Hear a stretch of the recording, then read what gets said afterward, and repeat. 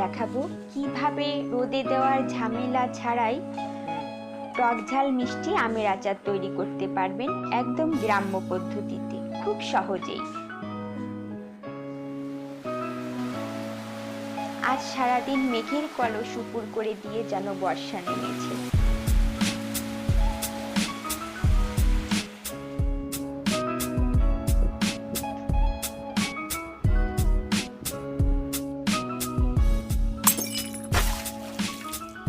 এখানে আচার তৈরি করার জন্য আমি 500 গ্রাম আম নিয়েছি। প্রথমে আমগুলো ধুয়ে আমি খোসা ছাড়িয়ে সেদ্ধ করে রেখেছি। আমাকে সেদ্ধ করতে হবে 3-4 মিনিট। আমি বেশি সেদ্ধ করব না। আমি এবার মশলাগুলো এর ভেতর দিয়ে দিলাম টেলে নেওয়ার জন্য। 1 চা চামচ পাঁচফোড়ন, 4টা শুকনো ঝাল, জিরের গুঁড়া, ধনে,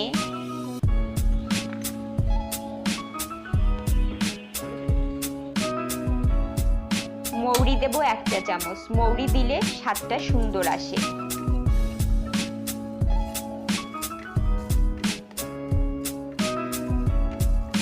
মশলাগুলো আমি চুলোয় দিয়ে অল্প আঁচে নেড়ে নেব। এখানে চুলোর আঁচটা বেশি করা যাবে না, তাহলে মশলাগুলো পুড়ে যাবে। আমাকে ভাজার সময় খেয়াল রাখতে হবে যাতে পুড়ে না যায়। আর মশলাটা যখন টালা হয়ে যায় তখন পটপট করে একটা শব্দ বের হয়। যখন শব্দ বের হবে পটপট করে, আপনারা তখন বুঝতে পারবেন যে এটা হয়ে গেছে। এবার আমি এটা বেটে নেব। মশলাগুলো আমি খুব ভালো করে মিহি করে বাটবো না, এটা আধ ভাঙা করে বাটবো। আধ ভাঙা করে বাটলে মশলাগুলো আচারের সঙ্গে দেখতে বেশি ভালো লাগে।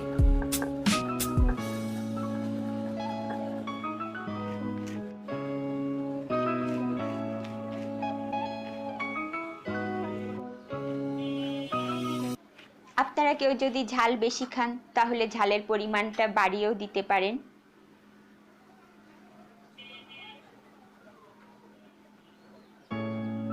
এবার আমি শস্যগুলো বেটে নেব। এখানে আমি 1 চা চামচ পরিমাণ নিয়েছি। আমি এখানে সাদা সর্ষে আর কালো সর্ষে দুটো সর্ষে একসঙ্গে মিশিয়ে নিয়েছি, কারণ কালো সর্ষেটা বেশি দিলে তেতো ভাব আসে, সেজন্য দুটো মিশিয়ে নিলে আর তেতো তেতো ভাব আসে না। আপনারা চেষ্টা করবেন এখানে 2 রকম শস্যই অ্যাড করার।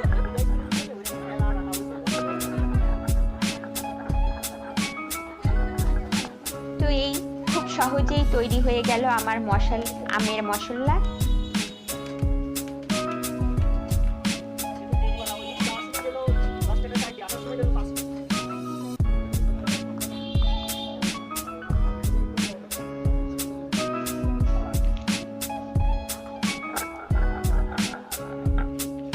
আমি এখানে আমার পরিমাণ মতো মশলা নিয়েছি, ঠিক যতটা আম দিয়েছি ততটা। আপনারা যদি আমের পরিমাণটা বাড়ান তাহলে সেই অনুপাতে মশলার পরিমাণটাও বাড়িয়ে নেবেন।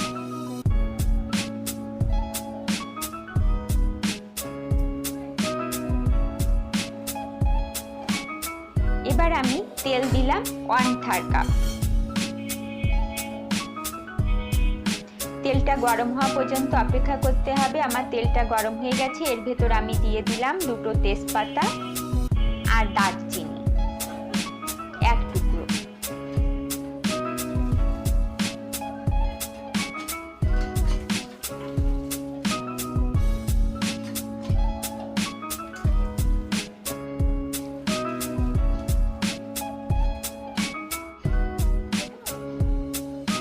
আচারটা কিন্তু আমার চুলোর ধারে দাঁড়িয়ে থেকেই তৈরি করতে হবে, সরে গেলে হবে না। এবার আমি এর ভেতরে আম সেদ্ধ করা আমগুলো দিয়ে দেব।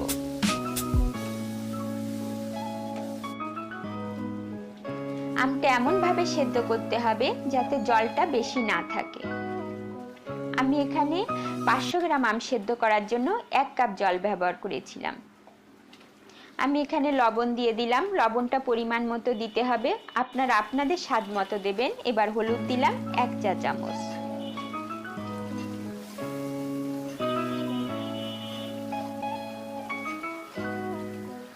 এবার আমি এখানে সেই বেটে রাখা মশলাগুলো অর্ধেকটা দেব আর অর্ধেকটা নামানোর আগে দেব।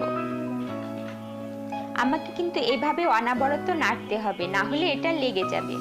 আর লেগে গেলে স্বাদটা ঠিক মতো আসবে না।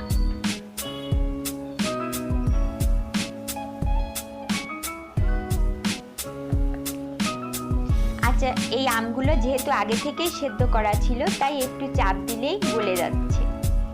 আমি এগুলো ভালোভাবে মিশিয়ে নেব।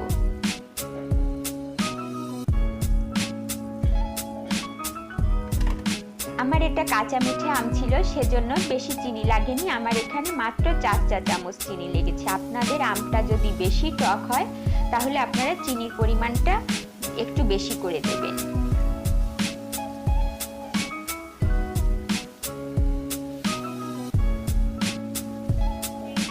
এটা কিন্তু অনবরতই নাড়তে থাকতে হবে। এই যে আমার লেগে যাচ্ছে, সেজন্য আমি সবসময় নেড়ে দিচ্ছি। আমি এর ভেতর সর্ষে বাটাটাও দিয়ে দিয়েছি। সর্ষে বাটা কিন্তু বেশি আগে দেওয়া যাবে না, হয়ে আসলে দিতে হবে। বেশি আগে দিলে তেতো হয়ে যাবে। এবার যে মশলাগুলো ছিল অর্ধেকটা, সেই মশলাটা দিয়ে দিলাম। আমি এখানে একটা লেবুর গোটাটা লেবুর জলই ইউজ করব।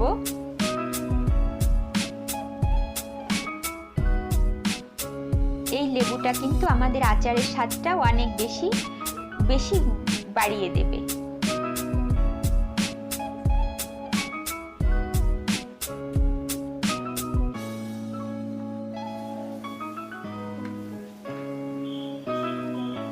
আমার আচারটা প্রায় হয়ে এসেছে। আচারটা যখন হয়ে আসে তখন এরকম কালার হয় আর আঠালো টাইপের হয়।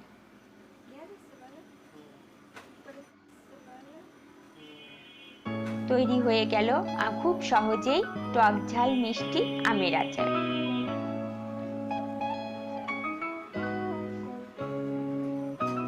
একটু খেয়াল করে দেখলেই বুঝতে পারবেন। এরকম আঠালো যখন হবে তখনই নামিয়ে নেবেন।